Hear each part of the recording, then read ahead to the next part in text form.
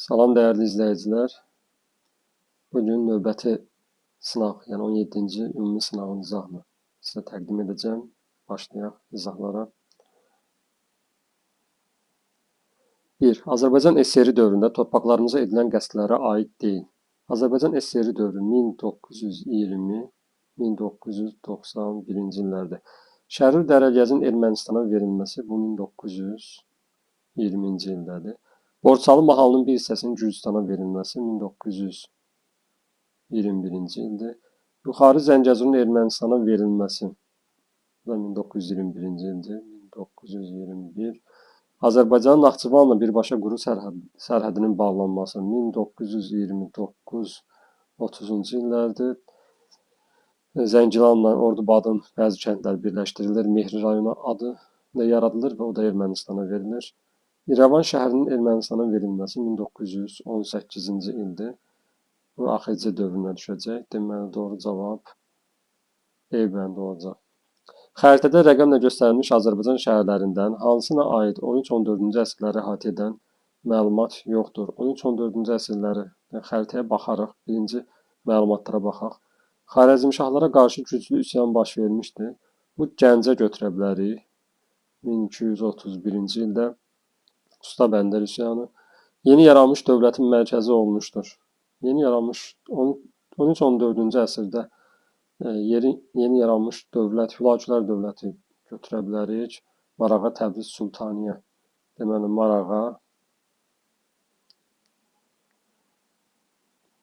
Marağa və Təbriz götürə bilərik. Azərbaycan ikinci liman şəhəri olmuşdur. 13-14-cü əsrlərdə Bakı ikinci liman şəhəri olubdu. Birinci Dərbənd idi. Bakının birinci liman şəhəri olması 15-ci əsrdə olacaq. Dini mərkəzə çevrilmişdi. 13-14-cü əsrlərdə Ərdəbil şəhəri Səfəvilərin dini mərkəzinə çevrilmişdi. Əlişah məscidi inşa edilmişdi. Bu da Təbrizdə. Deməli, Təbriz, Marağa, Bakı, Ərdəbil, Gəncə bu şəhərlər verilibdi. Hansı şəhərə aid yoxdur? Baxaq. Təbriz var idi. Ərdəbil dini mərkəz kimi var idi. Bakı var idi, ikinci liman şəhər. Gəncə var idi, Usta Bəndər üsyanı. 2 Şamaxıya düşür. Şamaxıya aid yoxdur. Cavab B bəndi. Növbəti 4-cü suala baxın. Daha doğrusu 3-cü suala baxın. Attiladan fərqli olaraq Aksuvar xan xalqları böyük köçü dövründə hakimiyyətə gəlmişdi.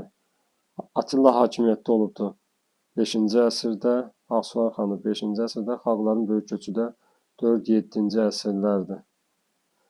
Yəni, həmin dövrdə düşür ikisi də. Yeni dövlətin əsasını qoymuşdu heç biri. Türk sülaləsinin nümayəndəsi olmuşdu. Hər ikisi də Türk dövlətində hökmdar idi. Sasanilərlə mübarizə aparmışdı. Aksuvar xan bəli, amma Attila niyyət eləsə də ölümü imkan verməmişdi. Aksuvar xana aid olacaq. İşğalçı müharibələr aparmışdır hər ikisi. Növbəti 4-cü sual. Hadisə nəticə əlaqəsinin doğru göstərildiyi bəndləri müəyyən edin. Ədirnə müqaviləsinin imzalanması Yunanistanın müstəqilliyinin tanınması nəzərdə tutulurdu. 1829-da müstəqillik də Yunanistana verilir. 1830-cu ildə Şeyx Şamilin başçılıq etdiyi hərəkatın yatırılması, Rusların Cənubi Qafqazın işğalını başa çatdırması, Cənubi yox, Şimali Qafqaz olsaydı doğru olardı. Deməli, bizdən doğrunu soruşur. 1-i götürəcəyik, 2-ni yox. Şeyx Şamil hərəkatı Şimali Qafqazda olubdur. Krım müharibəsində Rusiyanın məğlubiyyəti 1853-56-cı illərdə olubdur. Osmanlı dövlətinin yenidən Krıma sahib olması, baxmayaraq ki, Rusiya məğlub olur, amma Osmanlı dövləti Krıma daha sahib ola bilmir. Bir daha sahib ola bilmir.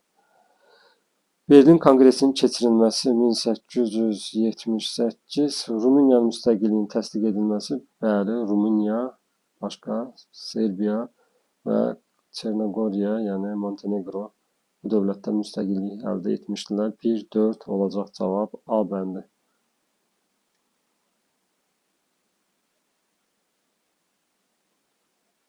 Azərbaycan Xalq Cümhuriyyətinin quruculuğu sahəsindəki tədbirlərinə aiddir. Dövlət Bankının yaradılması. Dövlət quruculuğu sahəsində soruşur. Dövlət Bankının yaradılması 1919 sentyabrda yaradılsa da bu iqtisadi tədbir idi. Bakı Dövlət Universitetinin açılması 19-cu ildə açılır. Ancaq bu da mədəni tədbir idi. Milli Ordunun yaradılması 1918-ci ildə iyunun 26-sında Milli Ordunun yaradılması haqqında qanun qəbul edilir. Bunu götürürük. Azərbaycan dilinin dövlət dili elan edilməsi, bu da 1918. Milli Ordu da 1918. Azərbaycan dili haqqında qanun da 1918. Hər ikisi də AXC-nin dövlət quruculuğuna aiddir. 3, 4. Dildə 27 iyunda idi. Deməli 3-4 olacaq cavab D bəndi. Daş və tunç dövrlərinə aid oxşar cəhətləri müəyyən edin. Yəni burada biz oxşarı seçməliyik. Sənətkarlığın mövcud olması Neolit dövründə sənətkarlıq yaranmışdı. Daha sonraki dövrlərdə də tuncda da davam etmişdi. Ticarətin yaranması bu Orta Tunc dövrünə aiddir. Daş dövründə olmayıbdı. Metaldan əmək alətlərinin hazırlanması ilk dəfə metal mis, Eneolit, mis-daş dövründə tapılmışdı. Daha sonra Tunc dövründə də davam etmişdi. Kurgan tipli qəbirlərin qurulması bu erkən Tunc dövründə başlayır. Daş dövrünə aid olmayacaq. İstehsal təsərrüfatının yaranması sırf yaranması deyir. Ona görə də Mezolit dövründə başlayır istehsal təsərrüfatına keçid. Neolit, yəni orta və yeni daş dövründə yaranır. Ancaq bunun Tunc dövründə yaranması götürə bilmərik. Əgər mövcud olması desəydi, hər ikisinə də aid götürə bilərdik. Doğru cavab 1-3 olacaq. Növbəti suala keçək. 7. Daha əvvəl baş vermişdir. 2-ci Vaçenin Sasanilərə qarşı azadlıq mübarizəsinə başlanması 457-463-dür. Arşaklərin Albaniyadakı hakimiyyətinə son qoyulması 510-cu ildədir. Mərzbanlıq dövrü başlayır. Roma imperiyasının Albaniyanın bəzi ərazilərini işğal etməsi 371 Dizrav döyüşü illədir. Sasani-Bizans müharibələrinin başa çatması 603-628-ci illərdə müharibə olmuşdu. Aguyen Kilsə Məclisinin keçirilməsi 488-ci ildir. Görürük ki, bu da daha əvvəl C olacaq. Uyğunluğu müəyyən edin. Albaniya Arşakilər sülaləsi dövründə daxili siyasət, xarici siyasət. Arşakilər sülaləsi 1-ci əsrdən 510-cu ilə qədər olmuşdur. Xristianlığın rəsmi din kimi qəbul edilməsi 313. Bunu götürəcəyik. Əhalidən xərac vergisinin alınması xərac ərəblərin dövrüdür. Xidmət müqabilində iqta torpaqlarının paylanması iqta da ərəblərin dövrüdür.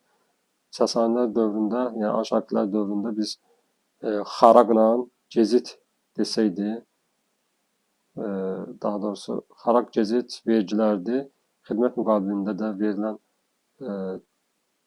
torpaqlar xostak idi. Xarici siyasət. 1-ci Vaçenin Sasanilərlə müttəfiq olması 1-ci Vaçe Sasanilərlə müttəfiq olmayıbdı. Roma imperiyası ilə müttəfiq olubdu Sasanilərə qarşı. Urunarinin Roma imperiyası ilə mübarizə aparması 359-371 Dizrav döyüşlərində mübarizə aparıbdı.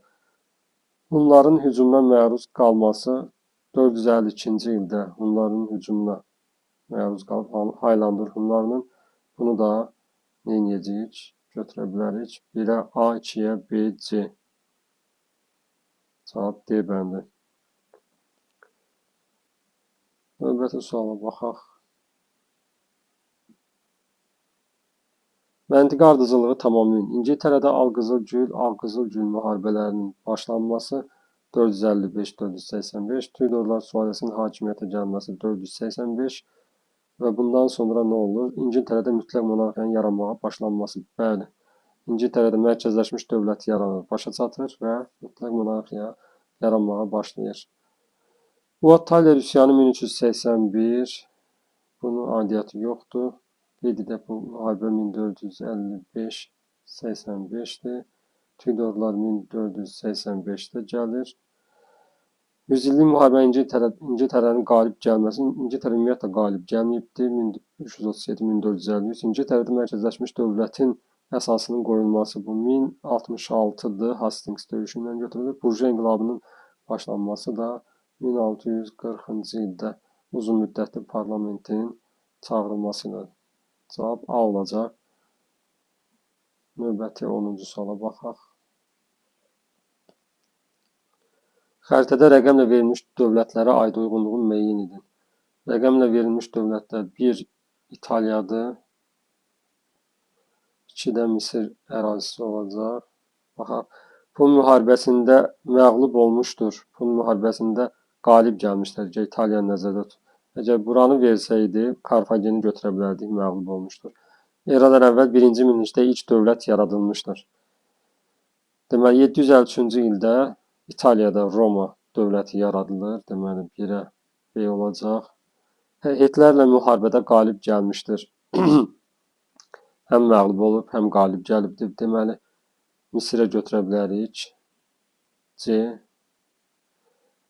Eradan əvvəl 13-cü əsrdə Makedoniyalı İskəndərin yürüşünə məruz qalmışdır. Roma yox, amma Eradan əvvəl 232-də Misir məruz qalıbdır. D. Eradan əvvəl 1-ci minillikdə Aralıq dənizi sahillərində ən güclü dövlətə çevrilmişdir. Eradan əvvəl 1-ci minillikdə bu olacaq Roma Respublikası dövründə. Burada olacaq Y. Deməli, 1-ə B-yi, 2-yə C, D. Cavab C olacaq.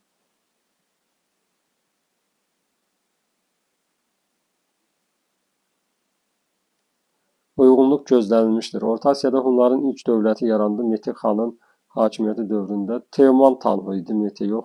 Eradan əvvəl 1-ci əsrdə Hunlar Xan sülaləsinin qoşunları ilə toqquşdu. Teoman Tanhu'nun dövründə. Teoman Tanhu 3-cü əsrdə hakimiyyətdə olub Eradan əvvəl. O da onun dövrünə düşməyəcək. Hunlar Çinin paytaxtı Pekini ələ keçirdi Mete xanın dövründə. Hunlar Pekini heç vaxt ələ keçirməyiblər. Hun dövləti şərq və qərb Hunlarından parçalandı. Eradan əvvəl 1-ci əsrin 50-ci illərində. Bəli, Eradan əvvəl 58-ci il götürə bilərik biz bunu. Doğru cavab kimi. Hunlar Çin səddini inşa etdilər Teoman Tanhu'nun dövründə. Ümumiyyətlə, Çin səddini Hunlar inşa etməyiblər. Çinlilər özləri inşa ediblər Hunlara qarşı Eradan əvvəl 214-cü ildə. Çin Şuxandinin dövründə. Deməli, cavab D olacaq. Albaniya və Yaponiya tarixində 1930-cu illərin ikinci yarısına aiddir. Söhbət 1935-39-dan gedir. Millətlər Cəmiyyətini tərk etmələri. Hər ikisində də 1933-dür, aid deyil. Antikomintern paktını imzalamaları 1936. 36-da bəli imzalayıblar. Cavab olacaq. Hər iki dövlət bir-biri ilə imzalayıbdı müqaviləni. Və bu plana əsasən, pakta əsasən SSR-in rəhbərliyi ilə beynəlxalq Komintern təşkilatına, yəni kommunizmin yayılmasına qarşı birgə mübarizə aparacaqdılar. İşğalçı müharibələrə başlamaları, Almaniya işğalçı müharibələrə 30-cu illərin ikinci yarısında başlayıbdı. 38-də Sudet vilayəti, 39-da Çexoslovakiyanı tamamilə işğal edib. Yaponiya 30-cu illərin ikinci yarısında. Burada iki məna çıxa bilir, çıxartmaq mümkündür daha doğrusu. İlk dəfə başlayıb desə, bəli, ilk dəfə başlayıb desə səhvdir. Çünki Yaponiya ondan əvvəl də işğalçı müharibələr aparmışdı. Elə 30-cu illərin əvvəllərində Çinə qarşı 31-də başlamışdı işğallara. Amma misal üçün biz deyə bilərik ki, 1937-ci ildə Yaponiya Çinlə müharibəyə başlayıb, bəli, başlayıb. Bu işğalçı müharibə idi, bəli, işğalçı müharibə idi. Yəni bu nöqteyi nəzərdən götürsək, bu sualda yəni biraz problem yaranır. Amma ilk dəfə başlamış kimi götürsək, bu zaman götürə bilmirik. Oxşar, ikisindən də oxşar götürə bilmirik. Sovet qoşunları ilə toqquşmaları. Sovet qoşunları ilə toqquşmaları Almaniya Sovetlərlə toqquşmayıb, amma Yaponiya toqquşubdu 39-cu ildə. Bunu da çıxırıq. Afrikada hərbi əməliyyatlara başlamaları heç birinə aid deyil. Deməli, cavab B bəndi. Eylerven diaqramına uyğun bəndləri müəyyən edin. Baxaq. Azərbaycan şəhərləri 12-ci əsrdə.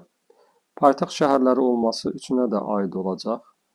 Təbriz Ağsunqurilərin paytaxtı olubdur. Bakı 1192-ci ildə Şirvanşahların, Naxçıvan da 1136-cı ildə Eldənizlər dövlətinin paytaxtı olmuşdur. Darülmülk memarlıq abidəsinin inşa edilməsi 12-ci əsrdə Naxçıvanda Memar Əcəmiyə aiddir.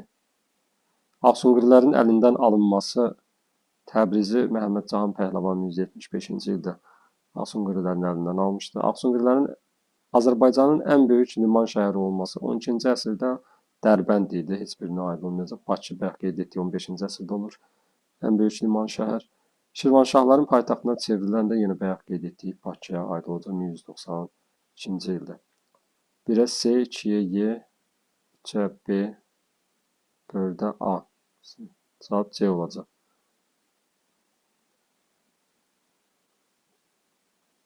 Növbəti sual. Uyğunluğu müəyyən edin. 44 günlük Vətən müharibəsi, 2-ci Qarabağ, antiterror əməliyyatı. Şuşa şəhərinin azad edilməsi ilə hərbi əməliyyatlar dayandırıldı.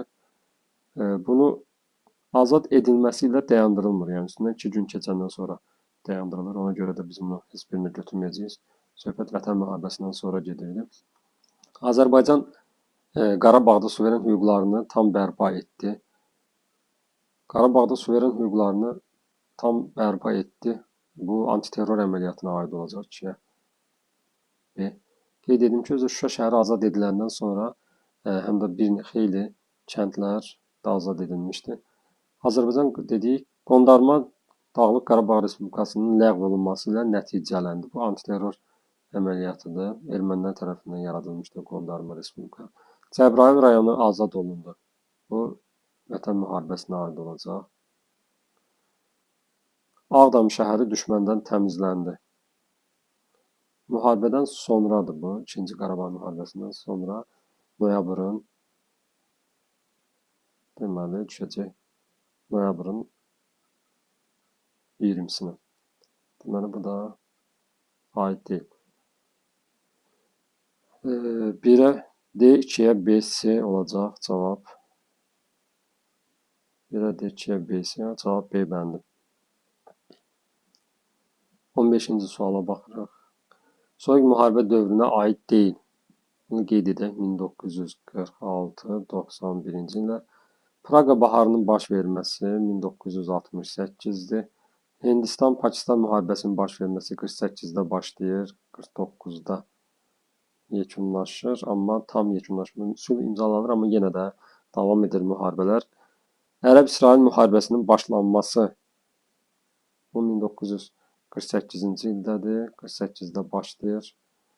Ərəb baharının başlanması 2010-cu ildə Tunisdə başlamışdı. Birinci Körfəz müharibəsinin baş verməsi 1991-ci ildə olur. Soyuq müharibə SSR-nin süqutu ilə, dağılması ilə başa çatır. O da dekabrın 25-də Qarbaçovun istefa verməsi ilə SSR dağılmışdı. Birinci Körfəz müharibəsi isə həmin dövrdə olmuşdu. Hələ SSR tam dağılmamışdı.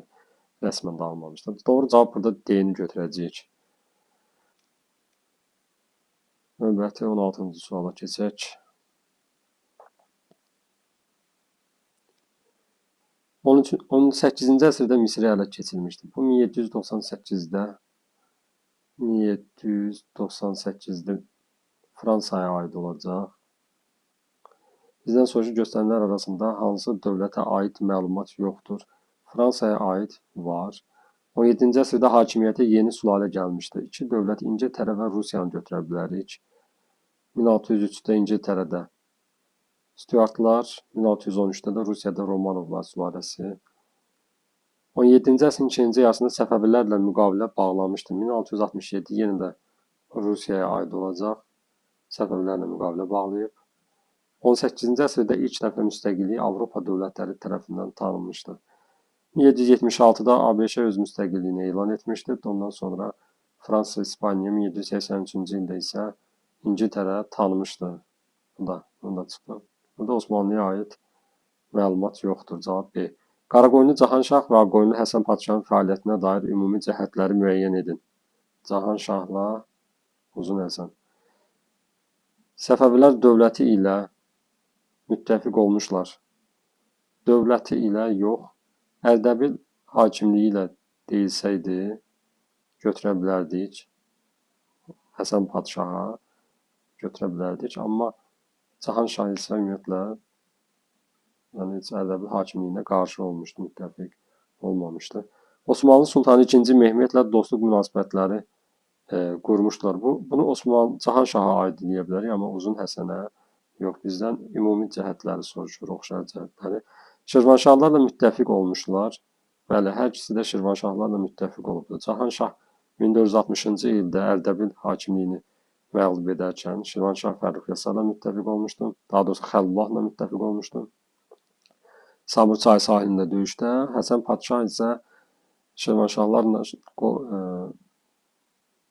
Əbu Səid, Teymur Əbu Səidə qarşı 1468-69-da müharibə apararkən müttəfiq olmuşdu. Hərbi sahədə islahat keçirmişlər. Bəli, hərbi sahədə islahat keçirdib ordunu gücləndirmişdilər. Teymurilərlə müharibə aparmışlar. Bayaq Həsən Padşahı dedim. Cahanşah da 1458-ci ildə Teymurilərin paytaxtı Heratı ələ keçirmişdi. 3, 4, 5 cavab C olacaq.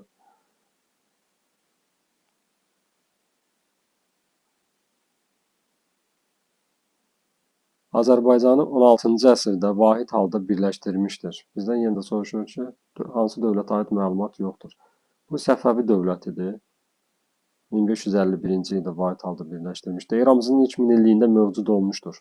Bizim eranın ilk minilliyi deyirsə, yəni 1000-ci ilə qədər olan birinci ildən 1000-ci ilə qədər olan hadisə götürüləcək. Deməli, ilk minillikdə mövcud olmuşdur. Bu Salarilərə də aid ola bilir. 941, 981, Sacilərə də aid ola bilir. 898, 941. 9-cu, 10-cu əsrlərdə Şirvanı və Dərbəndi tabe etmişdir. 9-cu, 10-cu əsrlərdə. Salarilər Sacilərə yenə də aid olacaq. Sacilər və Salarilər 10-cu əsrdə Şirvanı özlərinə tabe etmişlər. Azərbaycanı vahid şəkildə birləşdirmişdilər. Dərbəndin dövlətin paytaxtları, tarixi Azərbaycan şəhərləri olmuşdur. Deməli, biz bir dənə burada Səlcuqları çıxa bilərik. Qalanların hamısının paytaxtı Azərbaycan, tarixi Azərbaycan şəhərləri. Eldənizlərin də paytaxtı olmuşdur. Naxçıvan şəhəri. Daha sonra düzdə Həmədana köçürülmüşdür. Deməli, bizdə Səlcuqların paytaxtları isə olubdu. Nişapur, sonra Rey, sonra da İsfahan. Azərbaycan şəhərləri deyil. Buna aid də məlumat yoxdur Səlcuqlara aid. Cavab deyil. 19-cu əsrin 70-ci illərində Şimali Azərbaycanda baş vermiş hadisələrə aiddir. Yəni 1870-ci illər qeyd edək bura. 1870-ci illər. Zaqatala dairəsində təhkimçiliyin ləğv edilməsi. Təhkimçilik ümumiyyətlə Azərbaycanda olmayıb. Yəni bu ifadəni işlətmək düzgün deyil. Ona görə səhvdir. Balaxanın neft mədənlərində kəndlərin icbari əməyinin ləğv edilməsi 1864-dür. Aid deyil. Bakıda şəhər duması və şəhər idarəsinin yaradılması 1878 götürəcəyik. 3-ü neft sahəsində iltizam sisteminin ləğv edilməsi 1872. 4-ü də götürəcəyik. Cavab 3, 4, B bəndi. 20-ci sual. Uyğunluq pozulmuşdur. Şəki xanlığı ilə müharibə aparılmışdır. Quba xanlığı, bəli, müharibə aparıblar. Şəki xanlığını asılı etmişdir Urmiya xanlığı. Urmiya xanım Fətəli xan Əfşar 1759-cu ildə Qarabağı tutur. Ondan sonra İrəvan və Şəkini də asılı vəziyyətə salmışdır. Ərdəbil xanlığını birləşdirmişdir Quba xanlığı. Ərdəbili işğal edə bilmişdir Quba xanı, Qubalı Fətəli xan. Ancaq Rusiya və Gürcü çarının narazılığına görə burada qala bilməmişdir. Amma ona görə də birləşdirmə ifadəsi yanlış olacaq, pozulacaq burada uyğunluq. Cavab C olacaq. Kartlı Kaxetiya çarlığı ilə müttəfiqlik etmişdir Qaradağ xanlığı. Bu 1852-ci ildə Qızılqaya xəyanətində Şəkiyə qarşı müttəfiq olmuşdular. Urmiya xanlığından asılı olmuşdur İrəvan xanlığı. Bayaq bunu da qeyd etdim. Eradan əvvəl 1-ci əsrdə Azərbaycan tarixinə aid olan hadisələri müəyyən edin. Atropatenanın Deməli, eradan əvvəl 1-ci əsr deyir. Atropatenanın Roma imperiyasının qoşunlarını məğlub etməsi. Eradan əvvəl 36-dır. Eradan əvvəl 36-dır. Məğlub etmə. O zaman da imperiya deyildi, respublika idi. Kür döyüşündə hökmdar Oroyusun məğlub olması. Eradan əvvəl 66-dır. Eradan əvvəl 66. Bu zaman Oroyus bəli məğlub olmuşdu. Bizdən qeyd etmir. Yəni Roma imperiyası, Roma respublikası. Ona görə də götürəcəyik. Albaniya və Atropatenanın Parfiyadan asılı olması. Yəni, 1-ci əsrdə bizim eranın 1-ci əsrində Atropatena Parfiyadan asılı olmuşdur. Fraspa döyüşündə hökmdar Artabazdın qələbə qazanması bu eradan əvvəl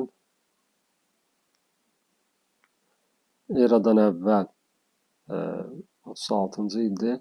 Artabazd Fraspa döyüşündə qələbə qazanır. Bəli, doğrudur. Roma Respublikasına qarşı bayaq dedik. Albaniyanın alanların hücumuna məruz qalması 1-ci əsr bizim era, 1-ci, 3-cü əsrlərdir. 2-4 olacaq doğru cavab. E bəndi.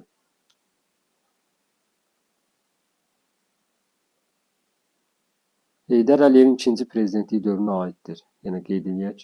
1998-2003. Dünya Azərbaycanlıların ikinci qurultayının keçirilməsi. Deməli, birinci qurultayı 2001-ci ildir, ikinci qurultay isə 2006-cı ildir. Bu da düşməyəcək. Bakı-Tbilisi-Ceyhan əsas ixrac boru kəmərinin çəkilməsi ilə bağlı saziş İstanbulda 1999-cu ildə imzalanıbdır. Bəli, düşəcək. Bakı-Ərzurum qaz kəmərinin istifadəyə verilməsi 2007. Qrozno-Bakı neft kəməri 1983. Milli valyuta manatın tədavülə buraxılması 1992. 94-də də yeganə ödəniş vasitəsi olmuşdur. Osmanlı dövlətinin 16-cı əsr tarixinə aid hadisələri müəyyən edin. 16-cı əsr soruşur. Dərbənd şəhərinin tutulması. Yəni 1578-ci ildə müharibəyə başlayır Sultan 3-cü Murad və gəlir Çıldır döyüşündən sonra Şirvanı, Dərbəndi ələ keçirmişdilər. Balkan yarımadasında işğallara başlaması. Deməli, biz bunu götürə bilərik 16-cı əsrə. Amma Balkan yarımadasında işğallara başlanması 1354-cü ildə bu Gelibolu'nun tutulması ilə başlayır. Belqradın fəth olunması 1521-dir. Sultan Süleyman qanunun dövrü doğrudur. Misirin ələ keçirilməsi 1517-dir. Sultan Səlim, Yavuz Sultan Səlimə aiddir. İstanbulun paytaxta çevrilməsi 1453 düşmür. Viyananın mühasirəsinin uğurlu olması heç vaxt uğurlu olmayıbdır. Viyananın mühasirəsində qeyd edək 1529-cu il, bir də 1683-cü il. Deməli, doğru cavab 1-2, 1-3-4. 24-cü suala baxırıq. Xəritə sual.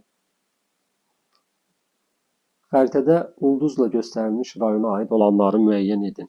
Ulduzla göstərilmiş ərazi olacaq Cəbrayıl.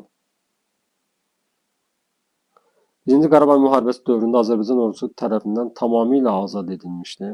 Bəli, 4 oktyabrda tamamilə azad edilmişdi 2020-ci ildə. Ərazisində erkən orta əsrlərə aid Cavurqala. Cavurqala Ağdama aiddir. Rayon mərkəzinin 2-ci Qarabağ müharibəsinin ilk 10 günlüyündə qeyd etdik. Deməli, müharibə 27 sentyabrda başlayır. Bu isə 4 oktyabrda tutulmuşdur. Rayon mərkəzinin 2-ci Qarabağ müharibəsinin ilk 10 günlüyünə bəli düşür. Azad edilmişdir. Ərazisində erkən orta əsrlərə aid Xudafərin körpüsünün olması. Xudafərin körpüsü 1027-ci ildir. Tikilibdir. Şəddadilər dövründə erkən orta əsrlər 3-cü 11-ci əsrlərdə erkən orta əsrlər düşür. Yəni 3-cü 11-ci əsrlər olduğuna görə erkən orta əsrlərə aid Xudafərin körpüsünün olmasını götürə bilərik. Yəni, Azərbaycan ordusu tərəfindən tamamilə burada uşaqlar 1-ci Qarabağ müharibəsi dediyinə görə 1-ci Qarabağ müharibəsi səhv olacaq. 2-ci Qarabağ müharibəsi. Diqqət eləməmişəm, üzr hesab edin. Bu isə Onu isə götürə bilərik. 3, 4.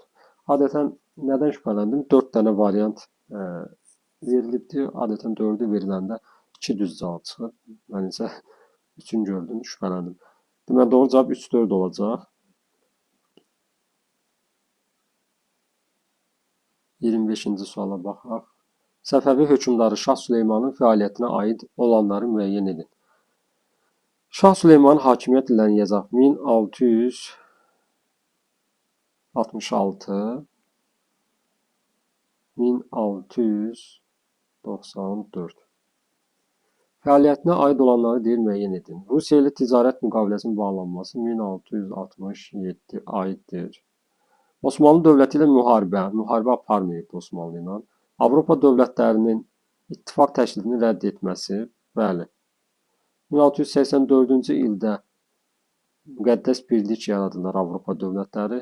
Səfəvilərə, Süleymana da təklif edirlər, ancaq o Osmanlıya qarşı ittifaq təklifini rədd edir. Sənətkarların xəzinəyə olan borclarının ləğv edilməsi 2-ci Abbasa aiddir.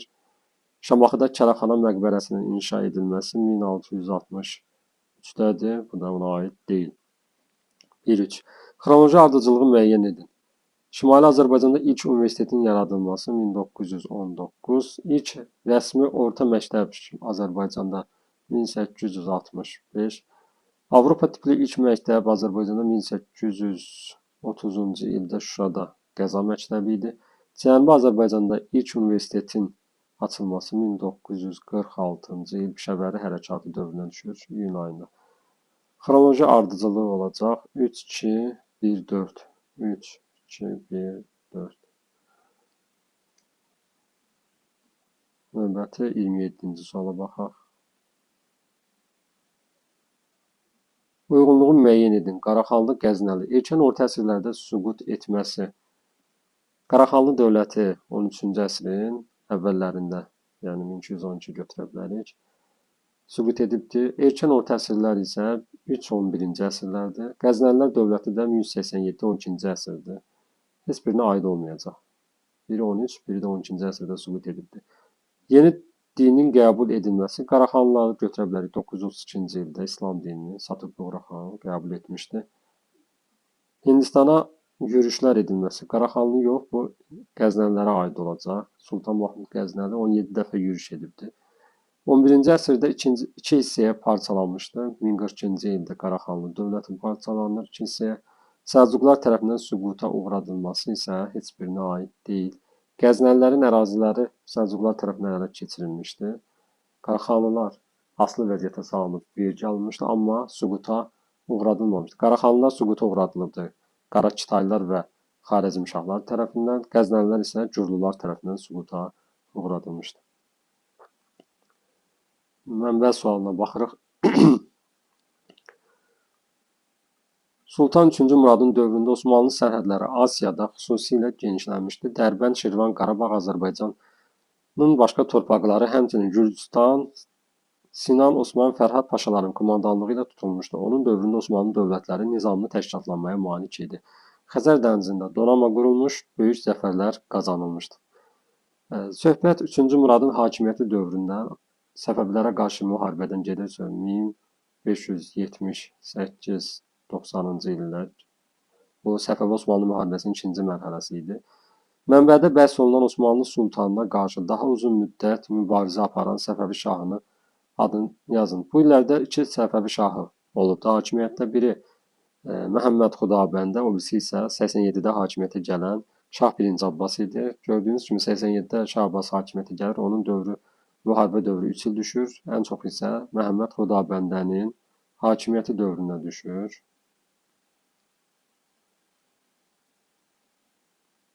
Mənbədə bəhs olunan dövrdə Osmanlı dövlətinin xarici siyasəti ilə Avropanın qabaqcıl ölkələrinin xarici siyasəti arasındakı əsas fərqi yazın.